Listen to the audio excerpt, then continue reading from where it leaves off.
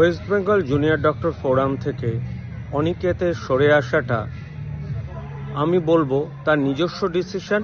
সে নিজে যা করেছে ভালোভাবে ভেবে করেছে, তার মধ্যে কেউ অন্যরকম কিছু খুঁজতে যাবেন না।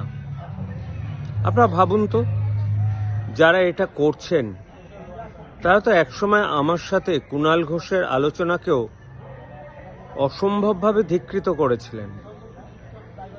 তাদের সাথে মানুষের যোগাযোগ কতটুকু? আপনারা অভয়ার বিচার যদি চান, সেটা কিন্তু একমাত্র হবে কিন্তু বিচার ব্যবস্থার মাধ্যমে। ওই অবস্থায় যেটা অনিকেত ভালো মনে করেছে, অনিকেত সেটা করেছে। অন্যরা যদি ভালো না মনে করে থাকেন, হয় চুপ করে থাকুন, কিন্তু অনিকেতকে আননেসেসারি দোষী বা দায়ী সাব্যস্ত করবেন না। প্রত্যেকের মন একটা আলাদা, প্রত্যেকের বিবেক একটা আলাদা। আমার যেমন মনে হয়েছিল ওই সময় অন্তত মুখ্যমন্ত্রীর সাথে যারা অনশনকারী তাদের একটা আলোচনায় বসা দরকার। কিন্তু বেশ কিছু লোক যাদের ব্রেনে বোধহয় অক্সিজেন কম যায় বা ব্রেনটা অতটা ঘাটায় না, তারা কিন্তু আমাকে অনেকভাবে ট্রোল করেছিলেন। দুদিন ভাবে বুঝতে পেরেছিলেন না, যেটা আমি বলছি সেটাই ঠিক। কে বলতে পারে অনিকেতের সিদ্ধান্ত যে ঠিক নয়? একজন মানুষের তার স্বাধীনতা আছে, সে কি করবে তার ডিসিশন নেওয়ার। সেই ডিসিশন কেউ বলে দিতে পারে না কি করবে।